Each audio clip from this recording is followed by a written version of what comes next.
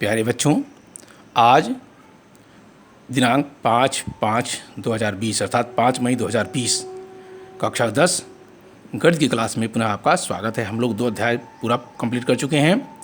अध्याय 3 आज चलेगा और उस पाठ का नाम है 2 चरों वाले रैखिक समीकरण युग्म।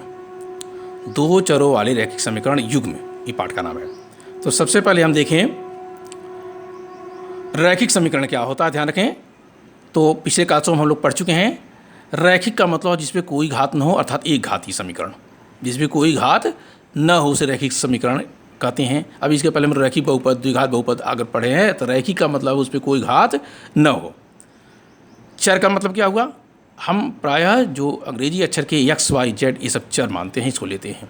चूँकि यहाँ 2 चर है तो 2 चर का मतलब होगा एक्स वाई लिया। प्रायः सामान्यतः चर में हम लोग एक्स वाई ही लेते हैं। इसके बाद जब बढ़ता है तो आगे अक्षरों को प्रयोग करते हैं। तो इनके लिए बना परिभाषा 2 चरों वाले रैखिक समीकरण का, यदि किन्हीं 2 चरों एक्स तथा वाई का कोई समीकरण एक घाती है। एक घाती का मतलब बताया ना मैंने, एक घात एक लिखते नहीं, एक घाती होता है।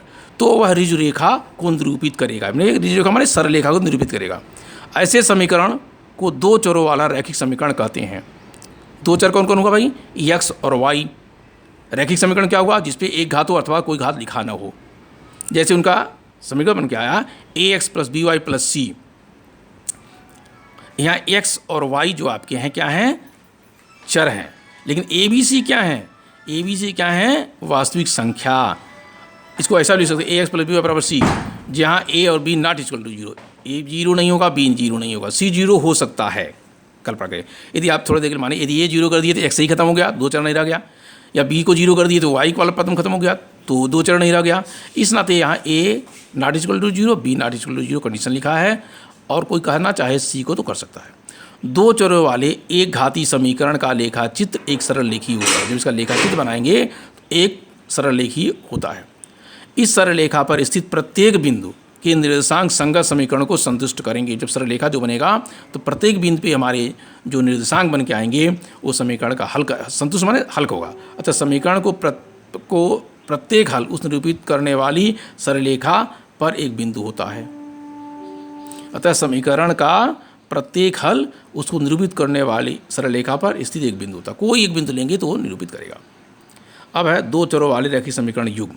अभी तक हम 2 चर वाले समीकरण पढ़े, अब रैखिक युग्म पढ़े। रैखिक युग्म मतलब 2 समीकरण, पहला समीकरण दूसरा समीकरण। ऐसे ये 2 चरों वाले 2 रैखिक समीकरण समान चरों एक्स और वाई में हों तो इन समीकरणों को 2 चर वाला रैखिक समीकरण युग्म कहते हैं। युग्म माने जोड़ा। 2 चर समझ रहे हैं एक्स वाई। तो इनका उदाहरण बन के आया a1x + b1y + c1 = 0। अब जैसे हम पहले में किए हैं, चूँकि यहाँ 2 समीकरण ले लिए इसलिए a1 b1 c1 a2 b2 c2 का प्रयोग कर रहे हैं। और एक समीकरण था तो वहाँ कोई आवश्यकता नहीं थी। तो a1x + b1y + c1 = 0 समीकरण 1, a2x + b2y + c2 = 0 समीकरण 2, जहाँ a1 b1 c1 a2 b2 c2 सभी वास्तविक संख्याएं हैं। समझ लीजिएगा, a1 b1 c1 a2 b2 c2 वास्तविक संख्याएं हैं। a1² + b1² ≠ 0। ऐसे ही a2² + b2² ≠ 0। यदि ये पद आपका 0 हो गया तो क्या होगा?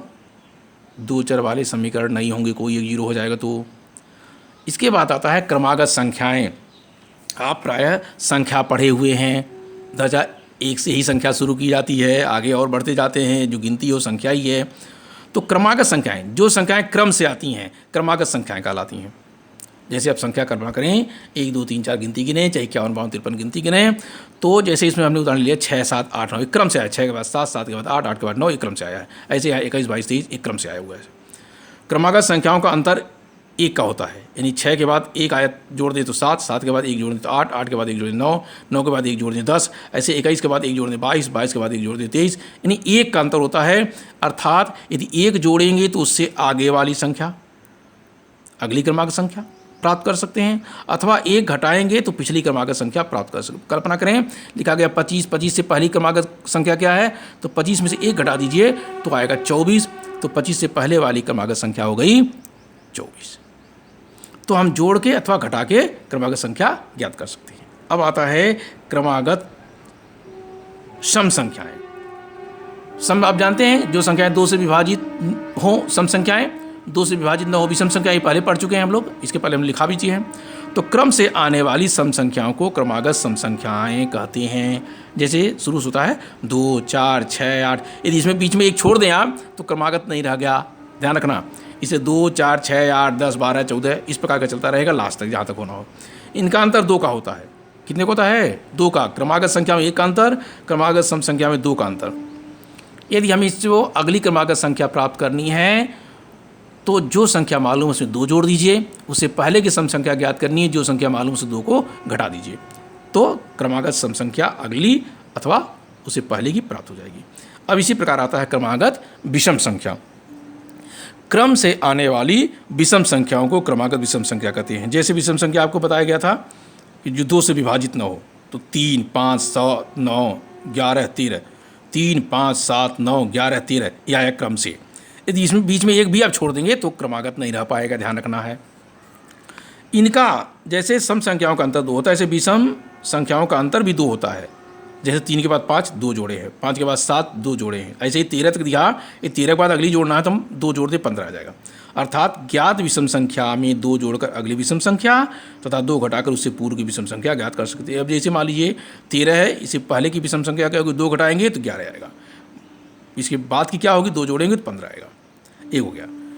अब बताए 2 संख्याओं का योग ज्ञात होने पर दूसरी, यानी एक संख्या ज्ञात हो, दोनों का योग ज्ञात हो, तो जो अज्ञात राशि कैसे ज्ञात करेंगे? 2 संख्याओं का योग ज्ञात होने पर दूसरी संख्या ज्ञात करना, तो दूसरी संख्या बराबर आ जाएगी दोनों संख्या योग माइनस ज्ञात संख्या। मैंने दोनों का जोड़ है उसमें से ज्ञात संख्या घटा दीजिए। तो कल्पना करें जैसे कहा कि एक संख्या 5 है और दूसरी संख्या कुछ है जिनका योग 12 है, तो दूसरी संख्या कैसे ज्ञात करेंगे? तो 12 में से वही 5 घटा देंगे, जो घटाने पे आएगा वही दूसरी संख्या हो जाएगी। ऐसे ही 2 संख्याओं का अंतर ज्ञात होने पर दूसरी संख्या ज्ञात करना। मान ली दूसरी संख्या आपको ज्ञात करनी है, पहली संख्या मालूम है अंतर, तो पहली संख्या में अंतर जोड़ दीजिए। मान लीजिए 5 का अंतर है, पहली संख्या 3 है, तो दूसरी क्या होगी? 3 में 5 जोड़ देंगे तो 8 हो जाएगा, अथवा जो ज्ञात संख्या उसमें से अंतर घटा दीजिए तो अगली संख्या ज्ञात हो जाएगी। ये हमारा आज का प्रोग्राम है। अब जो इसमें तो कुछ इबारती प्रश्न हैं उनको देखना है, पहले परिभाषाएं थोड़ा आपके दिमाग में बैठ जाए, फिर आगे का पार्ट पढ़ाया जाएगा।